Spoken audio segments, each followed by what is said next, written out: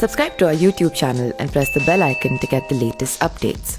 जब जब पृथ्वी पर पाप और अन्याय का घड़ा भरने लगता है, तब तब ईश्वर धर्म की स्थापना के लिए इस धरती पर जन्म अवश्य लेते हैं, जिससे एक नए पुराण की रचना होती है जो युगों युगों तक मानव जाति के मार्गदर्शन का आधार बनती है। उन्हीं में से एक पुराण है महाभारत, जो हिंदुओं का एक प्रमुख काव्य ग्रंथ है।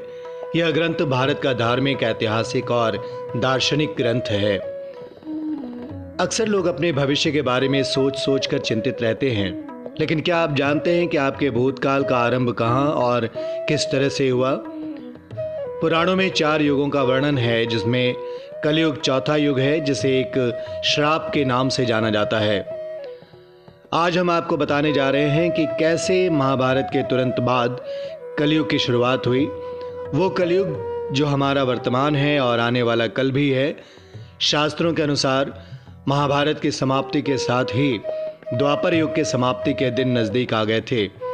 भगवान श्री कृष्ण धरती पर अपनी भूमिका पूरी करके वैकुंठ जा रहे थे। उनके बिना पांडव भी धरती पर क्या करते, इसीलिए पांडवों ने द्रौपदी के साथ मोक्ष प्राप्ति के लिए हिमालय पर जाने का निर्णय किया और अपना राज्य अर्जुन के पौत्र अभिमन्यु और उत्तरा के पुत्र परीक्षित को सौंप दिया। उन्होंने परीक्षित को सर्वाधिकारों के साथ सम्राट घोषित किया। अब धरती पर राजा परीक्षित का ही राज था, जिसे राजा ने पूरी जिम्मेदारी से निभाने का भरसक प्रयास किया। कहा जाता है कि पांडवों के हिमालय जाने के बाद माता धरती और धर्म सरस्वती नदी के किनारे पर बैठे थे। माता धरती गाय के रूप में और धर्म बैल के रूप में। माता धरती बहुत उदास बैठी थी, तो धर्म ने उससे पूछा, अब तो महाभारत समाप्त हो गया, चीख पुकार, हिंसा, अधर्म सब कुछ खत्म हो गया, तो अब उदास क्यों हो? धरती ने कहा, धर्म क्या तुमने नहीं देखा? तुम्हारे चारों पैरों में से अब केवल एक पैर ही रह गया है। उन्हें बातें करता देख उसी समय कलयुग वहां आ गया और गाय और बैल दोनों को सताने लगा। उसी समय राजा परीक्षित वहां से गुजर रहे थे। उन्होंने गाय और बैल को परेशान होते देखा तो कलयुग से पूछा, दुष्ट पापी, तू कौन है और इन्हें क्यों सता रहा है? तेरा यह कर्म पाप के समान है, तू क्षमा के योग्य नहीं है, तेरा वध निश्चित है। और उन्होंने अपना धनुष तान लिया। उसी समय कलयुग राजा के चरणों में आ गिरा और कहा, महाराज, मैं कलयुग हूं, मुझे क्षमा करें। राजा बैल रूपी धर्म को पहचान चुके थे। उन्होंने धर्म से कहा, सतयुग में आपके 4 चरण थे, त्रेता में 3, द्वापर में 2 और आज कलयुग ने आपके एक और चरण को हानि पहुंचाई। मैं इसे और हानि नहीं पहुंचाने दूंगा। राजा के वार करने से पहले ही कलयुग ने कहा, महाराज, आप मेरी एक बात तो सुन लें। परीक्षित ने कहा, अधर्म, झूठ, चोरी, कपट, पाप, दरिद्रता का मूल कारण तुम हो और मैं तुम्हें अपने राज्य में नहीं रहने दूंगा।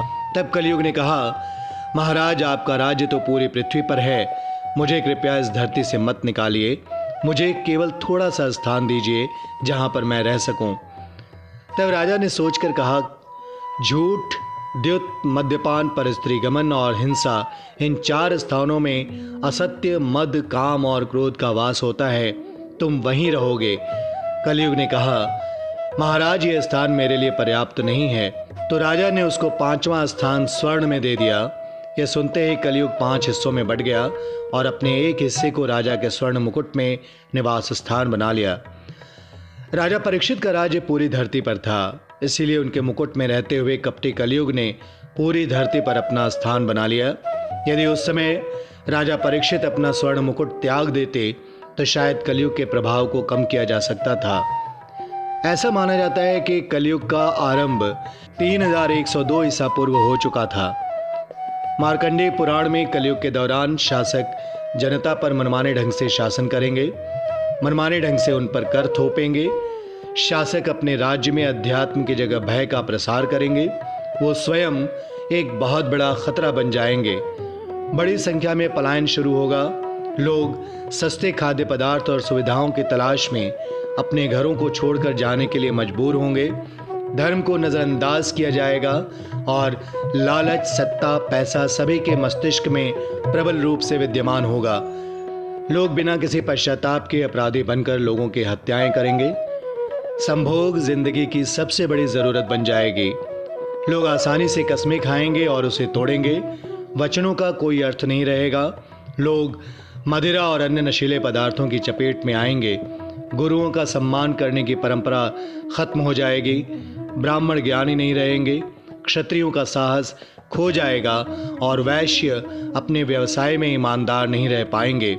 पाप अपने चरम पर होगा और फिर कलयुग के अंत में भगवान विष्णु कल के अवतार में आएंगे और अधर्म का नाश करके धर्म की स्थापना करेंगे।